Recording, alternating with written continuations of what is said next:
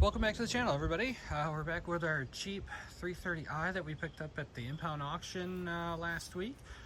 This was supposed to be just a one and done project, but it seems you guys like this content, so we're gonna keep on going for a little bit on it. Today what we need to figure out is what's going on with it running like absolute poop. So if you remember, we picked this up at auction, 450 bucks out the door with fees, under $500 or right at the $500 mark. And we got it home. EWS deleted it, put a hot battery in it, and she started it up. Now while she did start up, it ran like absolute poop. So we need to kind of figure that out. The main goal with this car is basically it is parts. It was sold as derelict, title or parts only, not titleable. So all she's good for is parts. It's a Stahlblau on Dove Gray interior. Not the most desirable spec, especially on the interior side. They're comfort seats, not the sports, Dove Gray. But we want to make sure we get that motor running really well, because that is where the big money's at. It's around, I can get between 800 and 1,000 bucks for that engine if we can get it running well. So that's what we want to focus on here first. If you just bought a car and it's running rough, if you've had the car a while, starts running rough, I'm just going to kind of walk you through my diagnostic procedure. I've got a big hint that this is a vacuum leak, so let's go through the process. So first thing we want to do, let's start it up. I'll kind of show you guys, how it's running. All right, we got my universal key here. Let's crank her up. We're in the run position. One thing I didn't realize before, the engine light is not working. The EML light is on. That might be something to do with the flash I did for EWS delete, or this may have had an EU tune put on it, but I'm guessing it's just from the delete. So let's give her a crank, see if she starts. Hopefully this battery is still good. Nope, she's really tired. Let's go put a hot battery in it. All right, let's see if this thing will fire up for us. Now we got a hot battery in it. Okay, there we go. And that's how she'd be running. You can hear it popping, banging, idling, not idling, but just all in all running like poop. So the next step is, even though we don't have the engine light, which I mentioned is probably due to the flash that I did, is to scan for codes. I did that off camera real quick, and we've got our typical P0171, P0174, which is System Tune Lean Bank 1, System Tune Lean Bank 2, and then a whole bunch of pending misfires. So that's a pretty good indication we've got a vacuum leak. Also, with the popping in the intake backfiring, she's got a pretty good vacuum leak. That's a good place to start.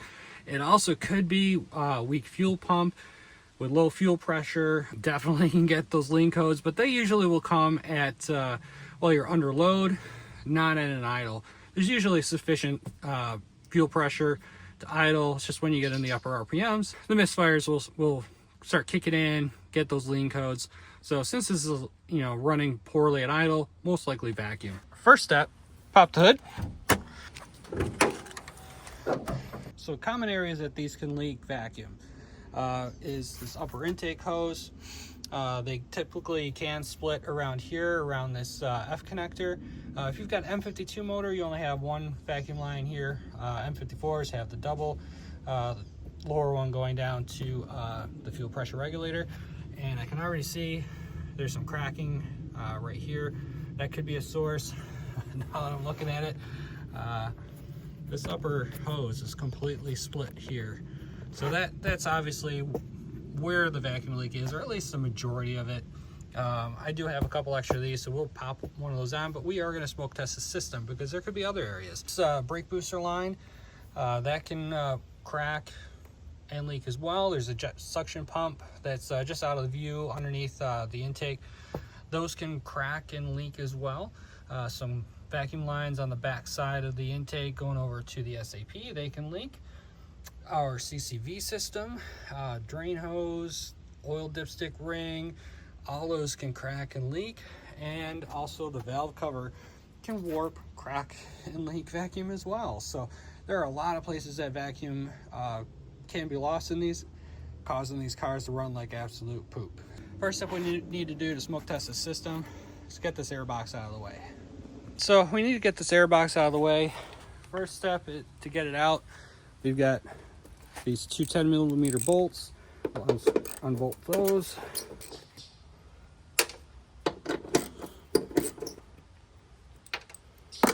All right, then we need to unconnect our mass airflow sensor here. It just pulls out. They should have a clip that you got to press, but someone's been in here before and broken it. And then we need to undo a hose clamp. All right. Then it just simply pulls right out. There also may be another piece that goes around to the front that collects air from the kidney grill area. That I've already moved and sold off, actually. So we're going to get this stuff out of the way.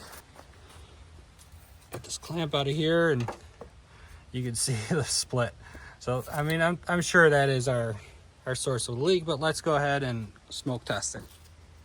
Next, we're going to take our intake adapter, put it in the throttle body boot or intake boot. We're going to set this in past that split. Then we've got our Ventus smoke machine from Autoline Pro set up. This is not sponsored. This is my unit that I bought. We just plug this into that other hose on the universal intake adapter. Press the button and you'll see we're going to be smoking already. Plug that in here and we just wait. We may see some smoke here, looking to see if maybe this DISA O-ring could be leaking, if we got any smoke coming up from the back, from underneath, from either the dipstick O-ring, from the CCV over here. And we want to smoke it long enough that when we remove the cap, smoke comes out, and that's going to take a few minutes. So just let the Ventus do its thing. Like I said, just take a couple minutes for it to fill up and see if there's any other leaks, but I'm guessing that's the main leak. And here you can see the smoke all around the intake, and as I move this around, lots of smoke. So we're cracked on the underside of this intake boot as well, but I'm not seeing smoke anywhere else. Don't quite have it coming out of the cap yet, but I'm gonna say that's our major leak. We've got a bunch of cracks in that. So let's go ahead and swap that out. I do have a brand new second hand, as Matt Armstrong would say, intake boot. So let's go ahead and slap that on. All right, replace that intake boot. There's a lower clamp. The boot kind of sits in there like this. Just take the lower clamp off. There's a junction, then that slides off. And you can see there's our big leak on this intake boot. Then also up here on the top, and the F connector not only broke off, but the small 3.5 mil hose also broke off of it. So yeah, so our F connector was here, broke off. No big deal, we're replacing the whole thing anyway. Thankfully I had a spare F connector. So now we got all hooked back up, got the intake adapter installed. Let's re-smoke this, and hopefully that fixed all our leaks. We could have just put it back together, fired it up, and see if we fixed it, but let's go through the diagnosis. We found one spot. The lower boot could be leaking too. There could still be other vacuum leaks. So let's just go ahead and smoke this again while we're here and make sure that there's nothing else going on. Well, it's been a few minutes. I'm not seeing any other vacuum leaks. No smoke coming out anywhere else. Our Ventus smoke machine still running strong. Like I said, one thing that I do like to check is pulling that cap, make sure that we do have some smoke coming out there. That ensures the crankcase and full intake system are full of smoke. And also checking the valve cover, make sure there's no smoke coming out of that. Well, we had some pressure in there, that's good. And hopefully you guys can see on the video, it might be washed out, but there is lots of smoke coming out. So we are filled, and I'm not seeing anything else. And that's just how easy it is to smoke test one of these cars, find your vacuum leaks, especially using the Autoline Pro Ventus smoke machine. I'll put a link in the description. This thing's absolutely amazing. I love it. I use it on every one of my cars, not only to diagnose, but to verify the repairs. So let's shut this down. We'll stab the air box back in, fire this thing up, and she should purr. Okay, got the intake all back together. Let's see what she wants to do. And just I was gonna say, just like that, she's running great. Oh, that fuel smells absolutely awful. I think that's our other problem.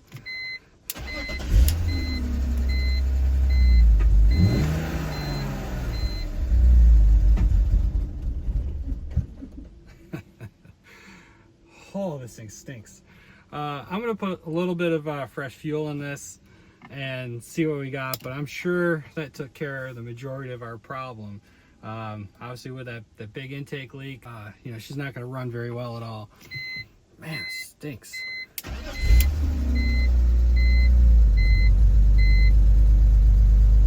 I mean, now it's good. Now she finally cleared out.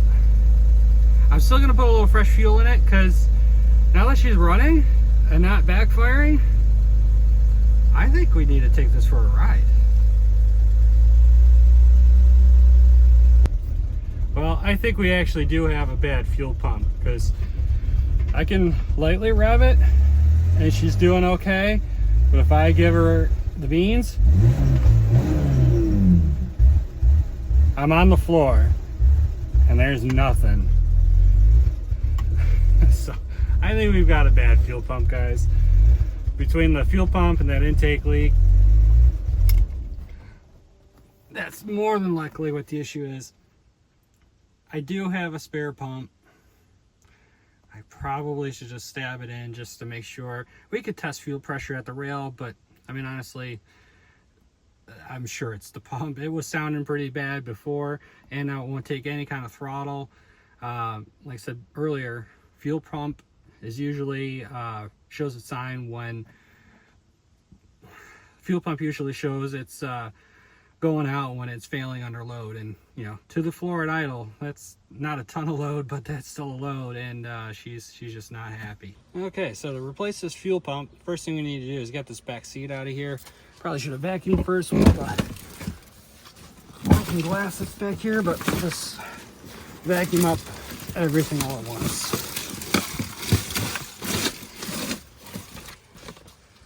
Someone has been here before.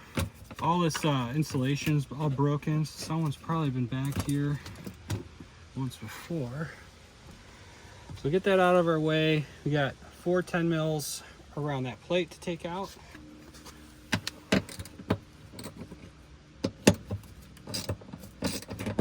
Does look like there's been a wrench on these before. They could have put a bad pump in, or this could just all be really bad fuel. I mean, that's possible.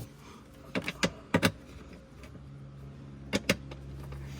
it stinks. I can smell it back here.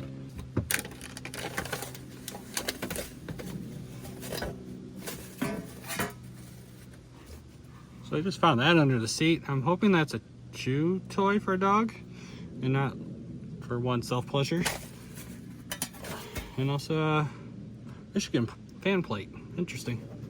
Sorry, squirrel. All right, now we can pull this cover plate off. If you guys see this back here on your E46s, this was just used for transport. They plug that in, I believe, for battery maintenance. You can just ignore it. It's not, you're not missing something. All right. This is the original fuel pump. So right here, that is the factory clamp. I mean, there's possible someone put that on there, but usually someone just puts a worm clamp on that.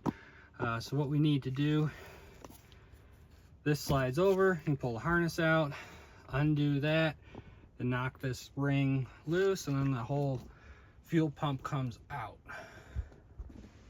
All right, so I got the single-use clamp off of here. Got the electrical connector off. Now we can basically just slide this hose off. And leak gas everywhere. I'm gonna leave that plugged in for a second while we knock that ring loose. Guys, I just usually use a big screwdriver and a hammer. They do make a tool for this, but it's not really cheap. But you can get away with just doing it, you know, with the old hammer screwdriver trick.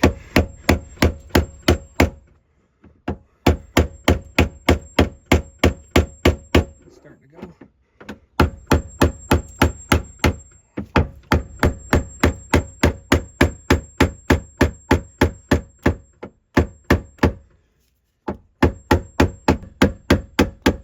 starts going, it gets a lot easier. There we go.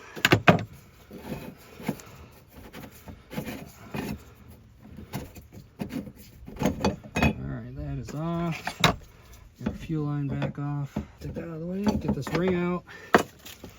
And this should pretty much just lift up and out. You do have to get the right angle of dangle to get the level sensor out. There we go. I can't wait to smell all this.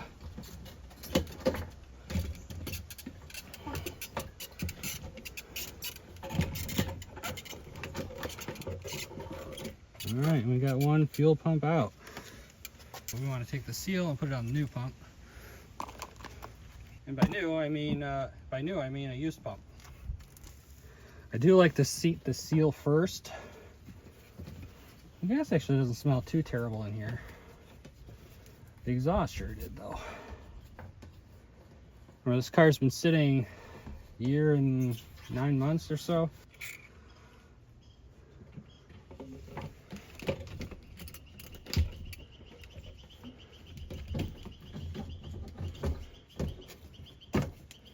There's a little tab back here, might be hard for you guys to see. You want to make sure you get that in the right spot.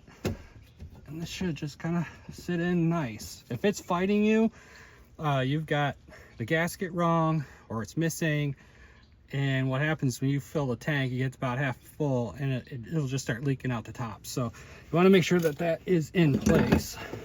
Get this lock ring in. Slide this on. I'll have to get a hose clamp here in a sec. I just don't want it splashing in my face as I tighten this thing down. I'm not gonna go crazy because, you know, this is getting parted out. I'll probably save on this pump. All right.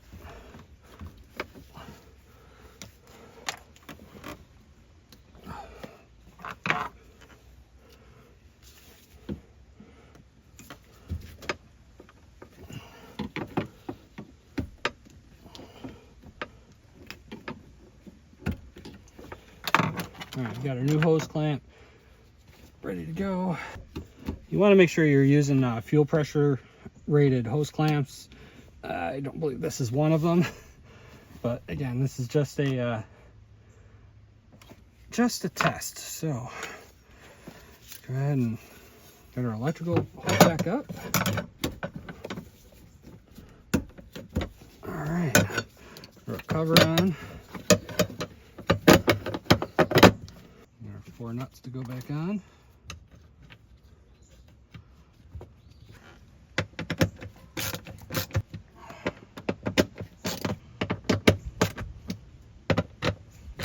Why do you say we go back around front and see if this thing fires up and runs any better?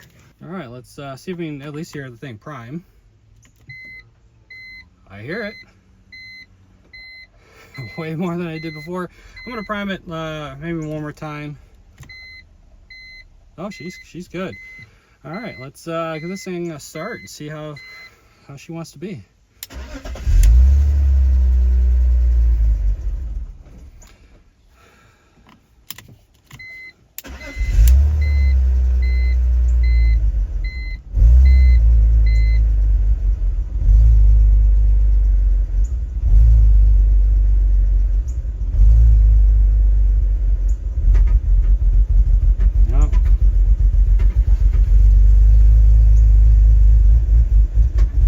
Running like poopy.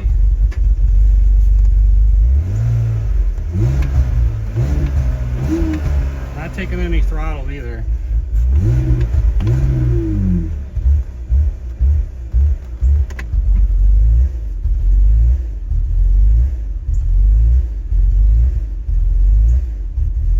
Yeah, there's 0 throttle right now.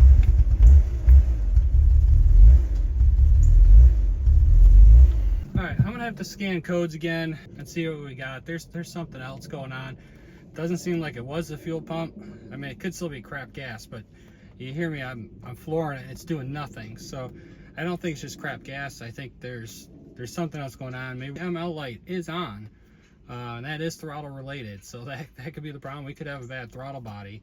But let me scan it and see what we got. I don't want to just keep throwing parts at it. It's easy for me because I've got so many extra B30 parts from parting out, what, 3 of them now. But you know, let's do some actual diagnosis and not fire the parts cannon. All right, guys, so I scanned codes, multiple misfires, cylinders 1, 2, 6, and then also a code for the mass airflow sensor, code 2882. I hate doing this, but I unplugged the MAF airflow sensor, threw it in a default fuel trim map, and guess what? She's running like a dream.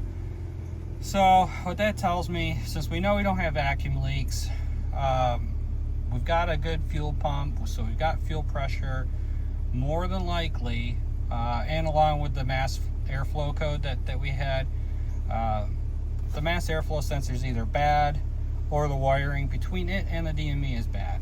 I did throw a spare mass airflow sensor on it, still doing the same thing, but I don't know that it was good. It's one I picked up at a junkyard, so that one could be bad. But since it's running really good and we look at our temp, we're right in the middle, not overheating. I did put a couple gallons of gas in it, and it hasn't come up, so we might have a fuel level sensor issue on the one side. But I only put about 2 gallons, so maybe we're still okay. You know, whatever. I know I've got some gas in it. I'm thinking we should take it for a ride. So let's just do some checks here real quick. We'll turn on our headlights, and we get additional jellyfish launchers. Same with the fog, so we know we got lights. We got one light out in the back somewhere. Could be a brake light, a running light. Could be a bad ground, but that all looks good. Let's see. Not that we need them, but high beams work. We never use them, but signals work. All right. What do you think the chances are the AC works?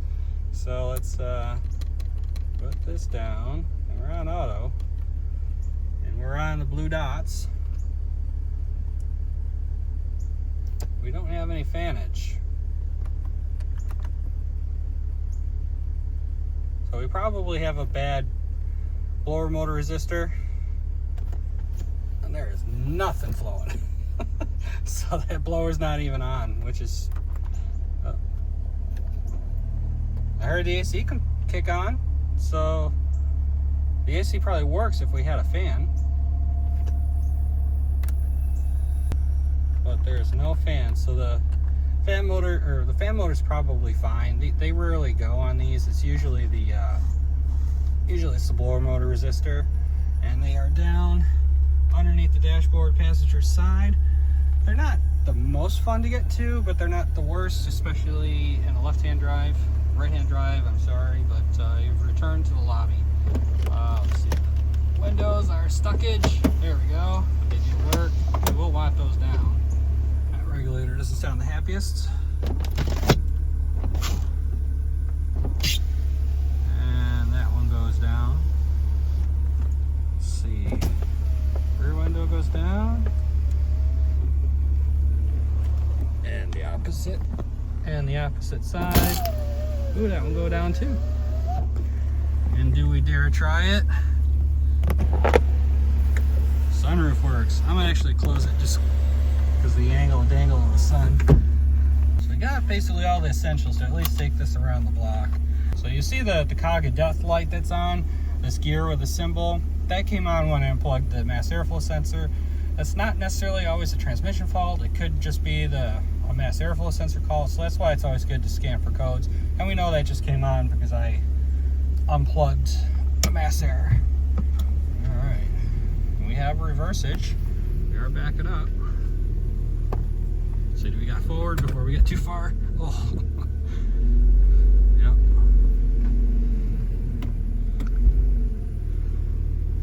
All right.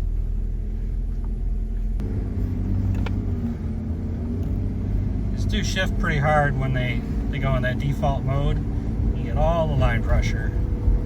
But we had second gear. Do we got third? Third gear. Oh,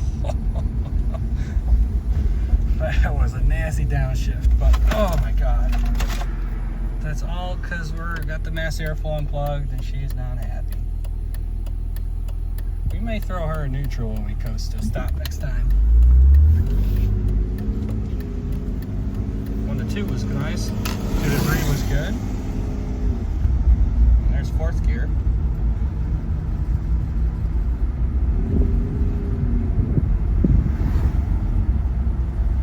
Steering's decent. It's got a little bit of pull to the right.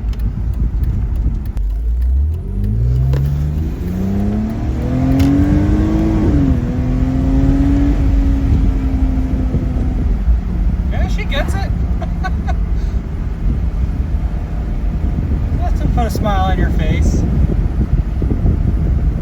Alright, I'm gonna get this thing back to the house, guys. Alright, so we did make it back to the house just fine. She had a couple little hiccups here and there, but not too bad. It's been sleeping for I don't know, almost 2 years, year and 8 months. So I'm pretty pleased. I mean, she's got some quirks, but it's good to know that this engine is running. It's not overheating. AC is working. We just don't have a fan, so that's going to make parting this thing out a lot easier. I can sell that motor and get some of my money back. And you know, the transmission shifts fine-ish. I mean, it is shifting a little hard because of that mass airflow being unplugged, but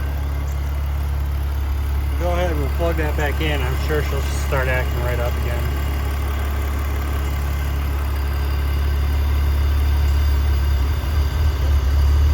Hear it?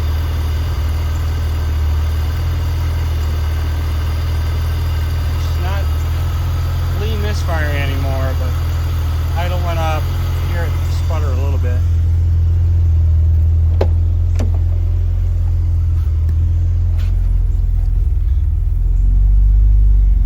And we see that idle just kind of hunting a little bit.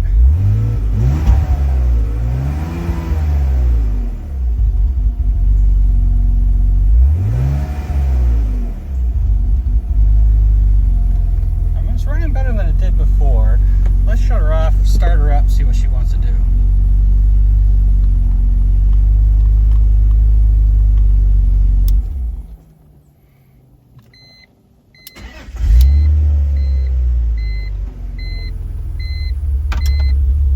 Now we're back with the sputter, running like shit.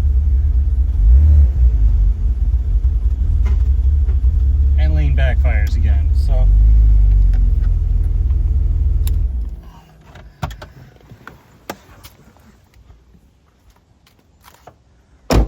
We definitely have an issue either with the mass airflow sensor itself or the wiring between it and the DME. I'm really not going to dig into it. Like I said, we're just parting this thing out, and all we really cared about was that it does run well, doesn't overheat, and it's a sellable motor, and then we can get the rest of this listed. We may pull this inside, put it up in the air, just inspect the rest of it. I'm sure there's oil leaks. You know, we got to get the 323 out of here. I think that is sold, and that should be going away this weekend. So we'll pull this thing in, we'll get it up in the air, just take a look underneath and see what's going on with it, and then start parting this thing because it needs to go.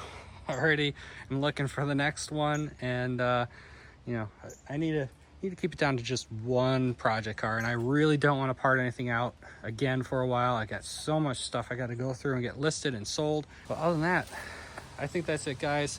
I may bring this back for one more video to pull it in and just get it up in the air and look it over, see how bad this thing really is. You know, how bad is a $500 E46? You know, had this had a title and a key, this would be a fantastic ride. But unfortunately, you know, we're not in that position, and this will get parted out. So thank you guys all for watching. Make sure you smash that like and subscribe button. It's really helping the channel out. We really jumped a lot with the last video. So I'm really hoping we can crest that 1,000 mark. And I keep saying it, but it's been a goal of mine to get to that point. and I think we can do it in the next month or two. So keep hitting that like and subscribe button, and we'll see you in the next one.